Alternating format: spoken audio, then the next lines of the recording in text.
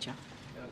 In 2020, President Trump did not invite then President-elect Biden to come to the White House. President Biden has elected now President-elect Trump to come. I'm curious if that was a hard decision for him, given that he didn't have that offer 4 years ago. So, look, you mean a hard decision for him to make, President Biden to make right now? Biden now. I mean, you've covered the president for a long time. I think you covered him when he was vice president. You know Joe Biden, right? You know that this is a person that cares about the American people, that respects the office. And if anything, he has shown that not just the 3+ years, he has shown that as senator, as vice president.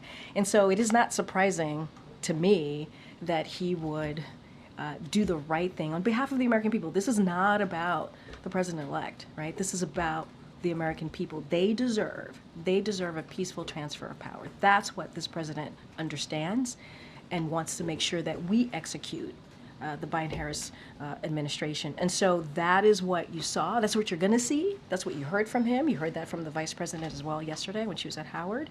And that's what you're going to see over the next 74 days. So I think it is in line with who this president is and how he sees the importance of respecting the American people and how it is important to make sure we truly, truly have a peaceful transfer of power. And him being the president, the current president, the onus is on him to make sure that happens. There's been a lot of criticism in the last couple of days directly addressed at President Biden for some of the questions that have already been asked.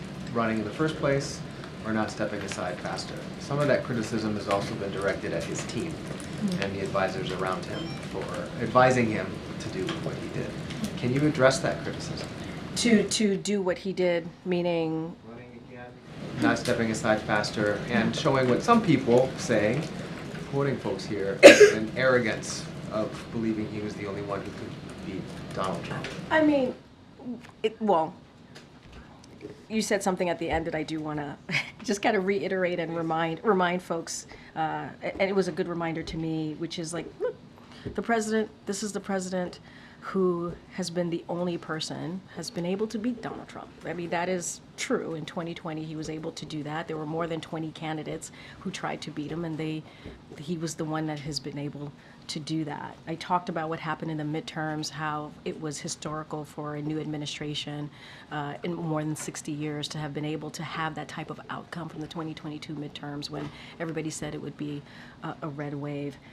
What I will also say is that he's incredibly proud of the campaign that this vice president ran. Incredibly proud of her.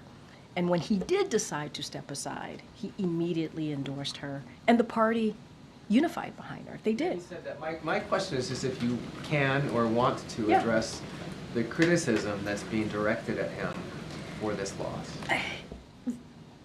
There's going to be a lot of people who are going to say a lot of things. There's going to be election experts who are going to look under the hood in the next couple of days and weeks and months, as I've said already, and they're going to have their opinion on this race. What I can say is that, and this is something the president says all the time, you get knocked down, you get back up. And the president said this moments again. This is a defeat, but we are not defeated. And the president believed he made the right decision on behalf of the American people, on behalf of this country, to step aside. And we saw what happened in 2022 after the midterms. We saw where we were at that time. And this is how elections are. This is. It ebbs and flows. You win, you lose.